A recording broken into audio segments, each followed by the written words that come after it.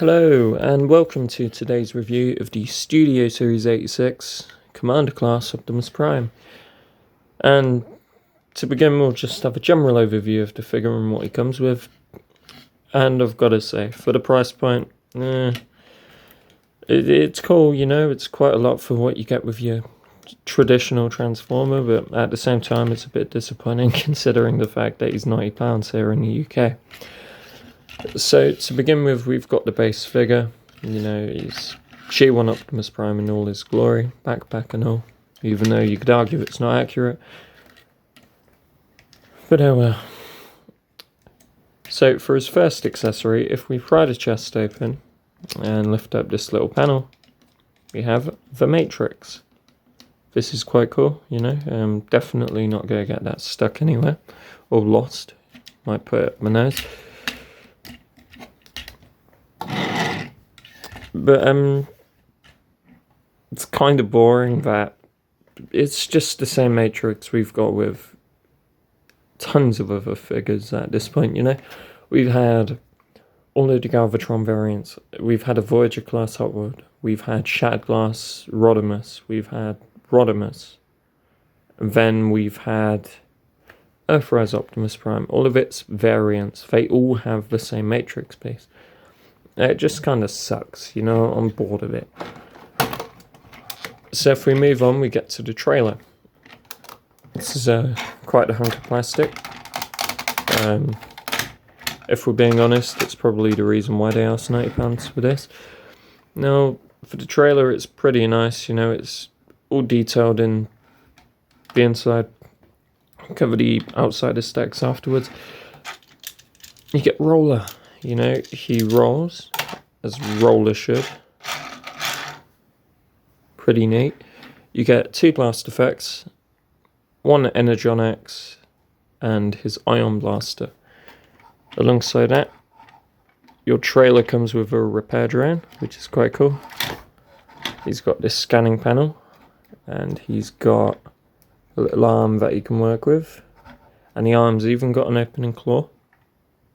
Pretty neat. Definitely the best trailer we've had with Prime so far. And come around to the back. We have this little tray. It's tight as hell, but it does open up, I promise. And cut to me not struggling on camera. We have these two Bloosh effects. These are quite cool. Sure, Optimus Prime is the only figure that can use them, because they have these weird rectangular ports, but you know, it's a cool inclusion. We've never gotten it with an Optimus Prime before, third party or otherwise. So yeah, generally quite cool. Now if we get to Optimus Prime here, I don't have like tons to really mention visually, you know. Sure, his head's a bit round. His price point wasn't great. His availability here in the UK, bit crap, you know. It was a scramble to get him on pre-order. I didn't. I got him around November or December time, so I've had a good half a year to sit on him. I'm like, yeah, you know, he's quite cool, but hot take, not my favourite Optimus Prime figure. But objectively, he might be the best if you want to scale criteria like G1 accuracy, transformation, V-alt mode, how he poses, you know, anything like that. He probably beats out every other G1 Prime on the market, even the Earthrise, because even though that's a lot cheaper, that figure's trailer is so bad, right? And I'm not even going to compare him to that because I sold my Earthrise Prime. So we're going to move on to Articulation. It's all standard stuff, you know. Every Transformer has these sorts of joints, but we'll get over some of the specialty stuff Prime has in a minute. He's got a 90-degree bend at the elbow.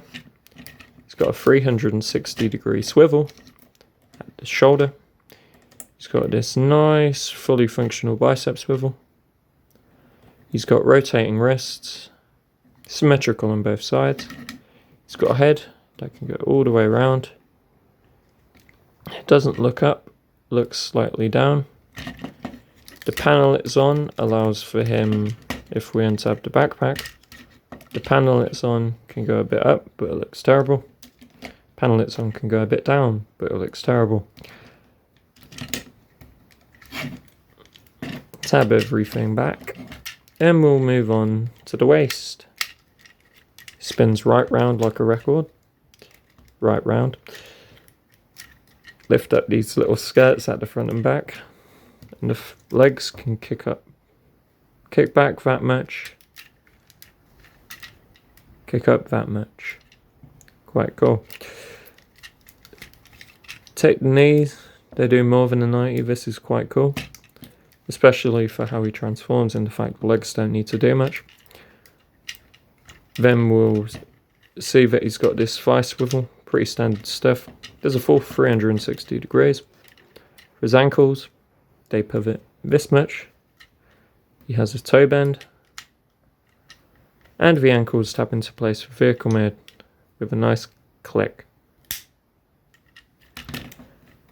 So yeah, overall, articulation, solid stuff. But we're missing one thing, and that is the inclusion of these really hard to get out butterfly joints. As you can see, they extend from the body, but then they extend a step further. So you can really have them go ham. Might not look good from most angles, but it's an option. And you don't have to use both joints, you could just tab it back in and have him pull his arm forward. So yeah, cool stuff. Quick edit to the articulation. He's actually got articulated fingers, which I forgot about. As you can see, they open up like so. Index finger is on a couple joints, can point out like that, can bend up the knuckle, and every other finger is together, also on two joints. They come out like this, bend up the knuckles, and close. Quick little overview of the accessories. We have the Iron Blaster,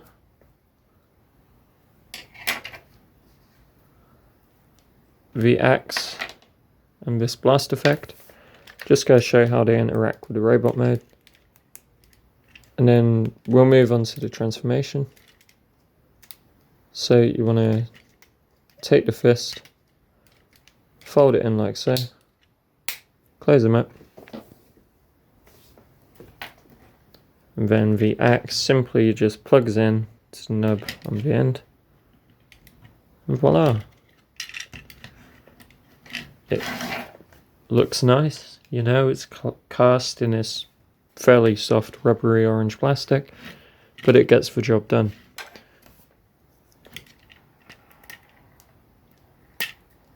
Then if you pry open his hands, you could slot his Iron Blaster in there, and you can gently close the fingers so he holds his gun fine.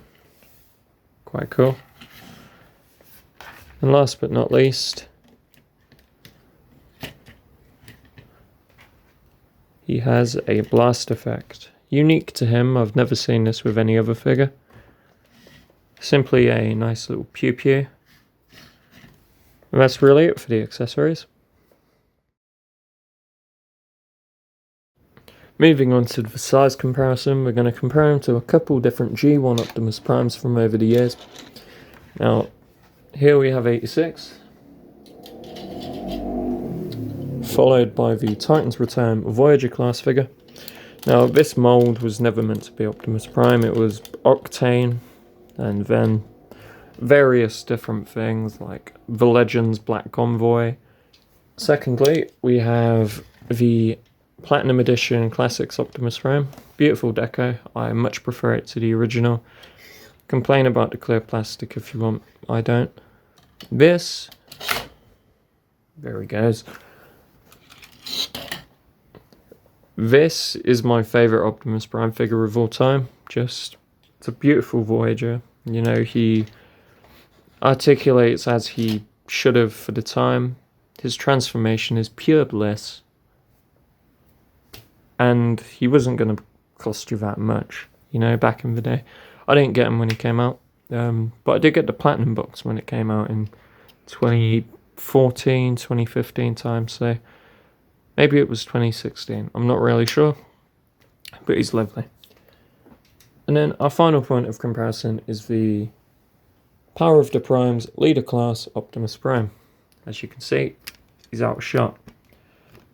He's huge. This is what a leader class was back around 2016, 2017-ish. So, by comparison, this Optimus Prime from Power of the Primes, as well as being huge, he was like almost half the price here in the UK.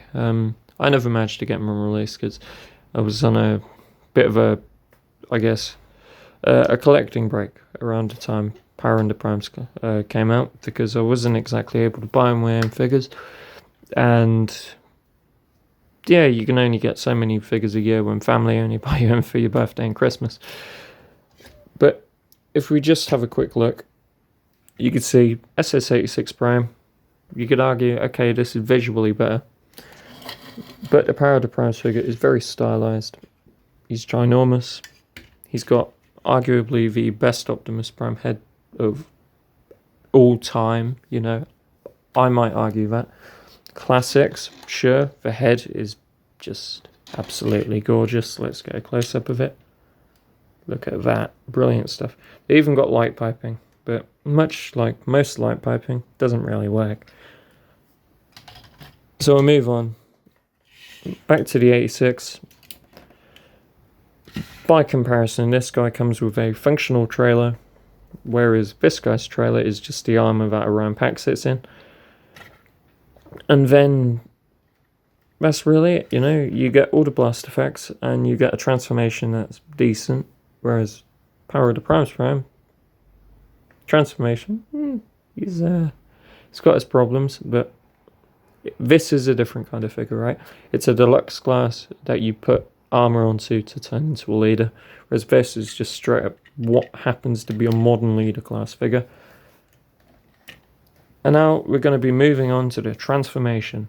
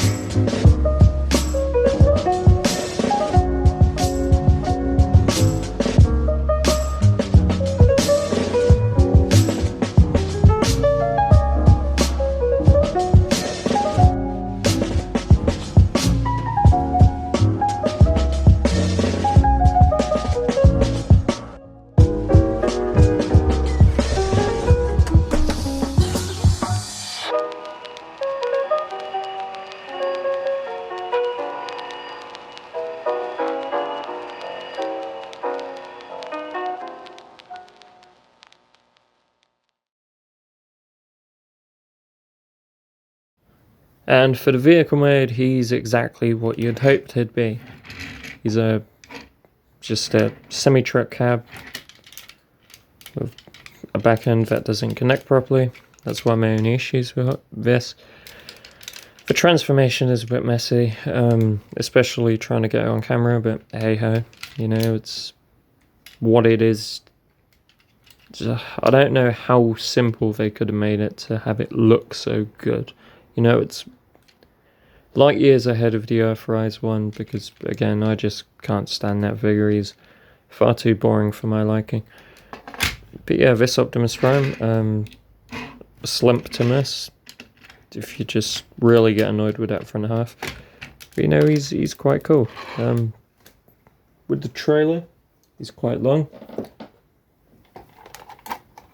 Just hitch it onto the back of the vehicle, and voila, you know, he's a big dude. Here you go with roller.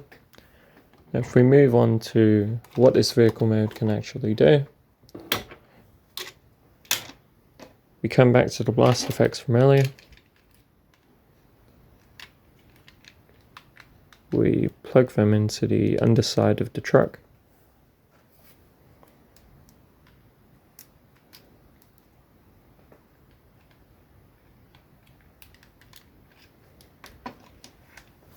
And he can blast off from the floor. It happened once, so that's really just the reasoning for including any of this stuff. Onto our vehicle mode comparisons, we have 86 Deluxe Class Bumblebee. You know, he's quite good. Base scale, perfectly fine next to each other, I think. And you move on to your Legends Class, Revealed Assured Trailbreaker. Fair bit smaller, but you know, entirely different size class. And then, last but not least, RID 2001 Sideburn. This is basically what Deluxe Class was 24, 25 years ago. Beautiful figure, by the way. I dread reviewing him. And yeah, Prime looks really nice with basically anything. That's a car, you know? Any car, any truck, whatever it is, he's probably going to look good with it. Anything that's G1 and bright colours, he's probably going to look good with it. If we want to take the trailer and just put it on, you know, we've got some extra scaling to do. Prime is basically just over the length of all three of these figures put together, which is kind of crazy to think about. Which brings us to what the trailer does. See, I never covered this earlier because it didn't make sense to without other vehicles. But it opens up. As we saw, you can put stuff in it. So you can get Trailbreaker in, you can get Bumblebee in.